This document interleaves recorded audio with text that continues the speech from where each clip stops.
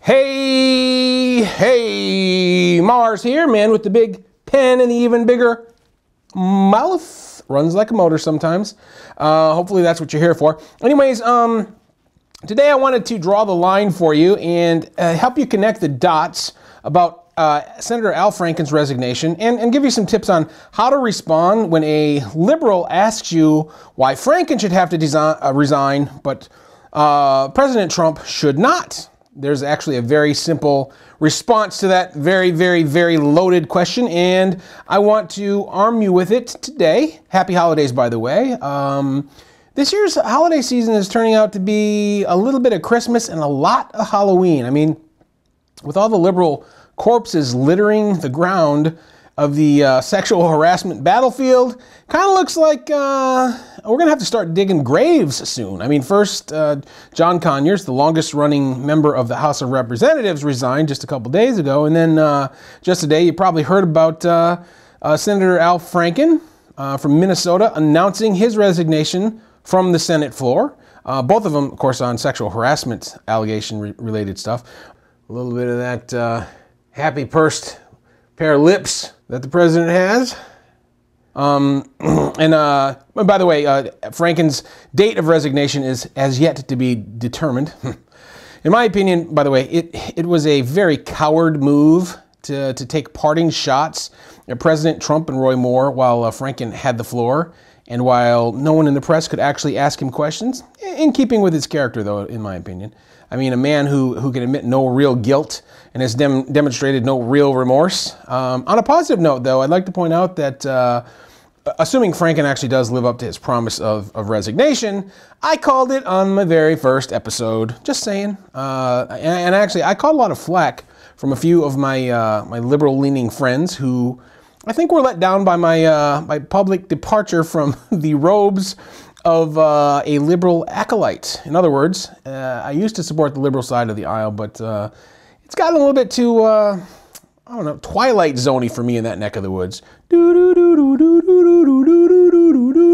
So, bring this necktie down here. Yes, indeed. Extra long.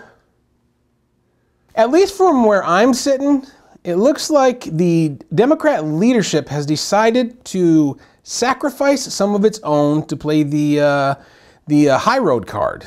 I mean, the Dems are tossing people into the volcano right now faster than an intern loses her dignity at a Democratic cigar club meeting. Okay, cross the line. That was a little bit across the line. I'm here to draw the line, not cross the line. Now, you may be wondering why the Democrats are doing this. Is it because they're so noble and have such very, very high standards of integrity? Methinks not. Methinks not. But anyway it goes, it demonstrates the level of their genius when it comes to turning ethical lemons into political lemonade. I mean, wow, because no matter what happens, the Republicans stand to lose moral face if they don't return the gesture. By the way, I think I just heard about a Republican representative who's stepping down with not clear yet as to why. So maybe the Republicans are returning fire right now. But just like you should have believed me a couple weeks ago when I said that Franken would be stepping down, you mocked me, Mr. Lovett. You mocked me. Thanks for sticking up for me, Katie. I appreciate that. Yeah, little happy little pail here for the beach with a little nice little shovel. I'll put a little shovel in here so we can build some sandcastles. Little handle up here, happy little handle, makes me smile. But anyways, just like you should have believed me when I said Franken was going to step down, you should take my word for it right now, because I'm telling you, there is something much bigger going on here. You may remember that just a couple of episodes ago, episode 6, I think it was, I told you that a former congressional IT worker in Pakistan named Imran Awan had illegally accessed all of the emails of every member of Congress from Pakistan. What the hell's going on in our country? And I mean, the FBI is so busy chasing freaking unicorns that they, oh, never mind. I don't want to get my wire tapped any further than it already is. Anyway, According to Judge Andrew Napolitano, this guy, Awan, sold the data that he stole to an as yet undetermined buyer. Uh-oh, SpaghettiOs. Now, why do I mention this?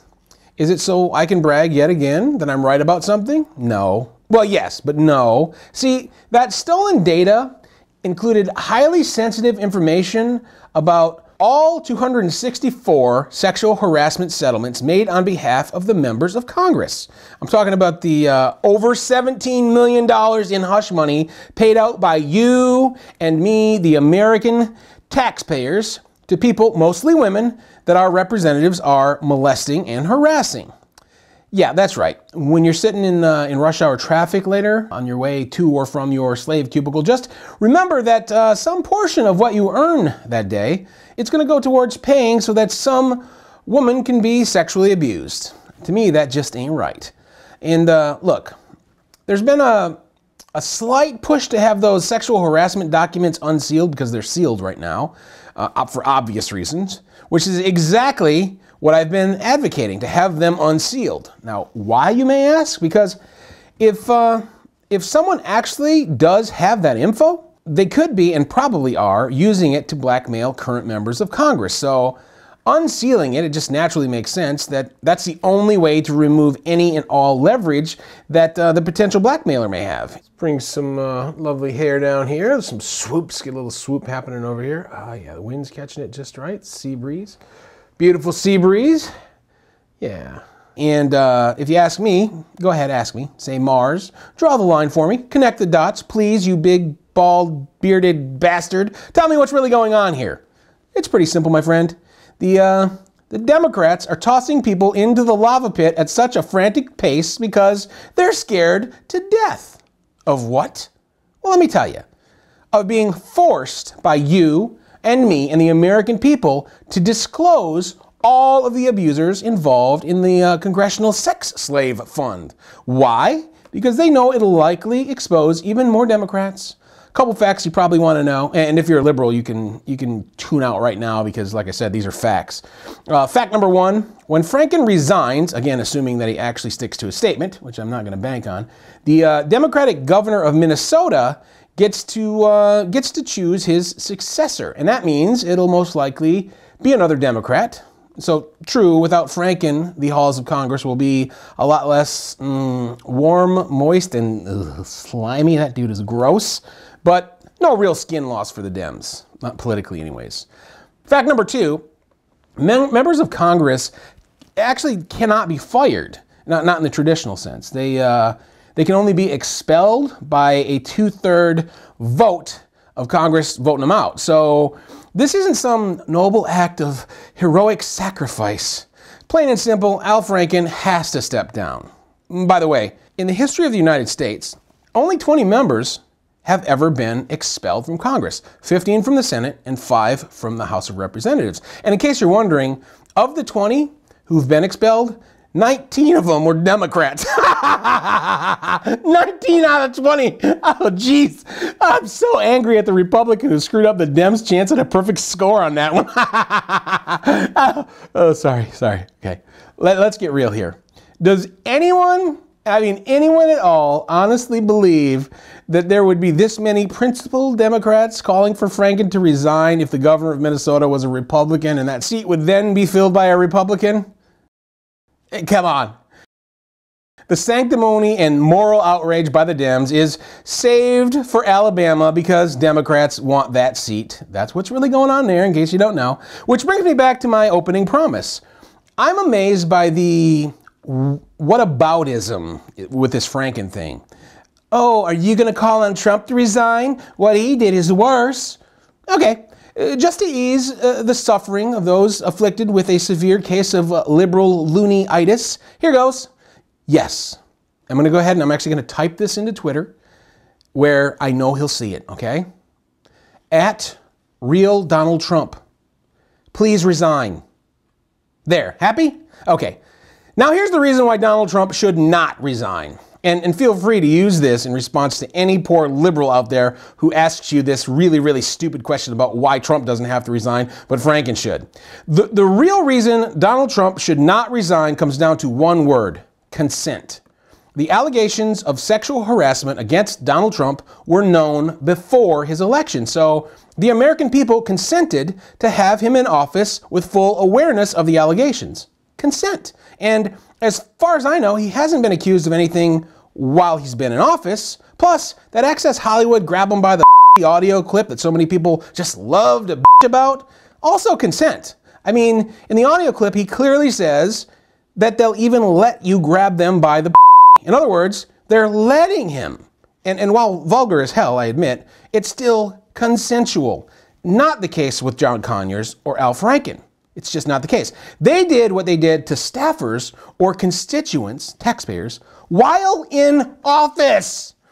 Neither American voters nor the victims of their abuse consented. So, as you look at Donald Trump and even Roy Moore seeming to have a day at the beach, while Franken, Conyers, and so many other Democrats find themselves tossed into the lava pit, realize that this all comes down to that one little teeny tiny word: consent. Our expectations were properly set. Donald Trump gets to remain in office, and if Roy Moore gets put in office, it's because of choice. It's consensual, and that is the difference: informed consent. And honestly, even if it wasn't, you know what? When my daughters were little, I'd set boundaries for them, like all parents do. And if one of them crossed a boundary, you know, they got in trouble naturally. But every now and again, they'd try to negotiate their way out of their trouble by saying, "But Sissy did something worse the other day." And I'd say, "Well, I'll take that up with her later. For now, though, this boundary has nothing to do with your sister's behavior."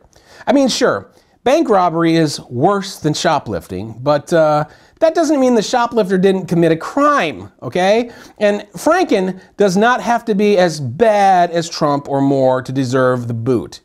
He just has to be bad enough. He is, he does. So next time you're strolling through the sexual harassment graveyard and somebody asks you why Donald Trump is not buried along with all these other people, here's what you say. You say, it's all about consent. C-O-N-S-E-N-T. Find out what it means to me. C-O-N-S-E-N-T. D-T-C-C-T. I don't really know the words past the respect part of that song. Anyways, that's about it for me. I'll let the rest of the drawing finish out here at high speed, but be sure to click like or dislike if I pissed you off. Subscribe to my Draw the Line Mars YouTube channel, but most importantly, click the link below to subscribe to my direct list right now. It's a lot of fun, and obviously, many of the things I rant about are not exactly social media friendly, and I can't really say everything I want. So go ahead and subscribe to my personal list, and you'll get early announcements when I release a new episode, plus some totally uncensored stuff where I can say exactly what I feel like saying. YouTube, Facebook, Twitter, they can have their rules, but I'm a damn American. I'm American, okay? That's what I am.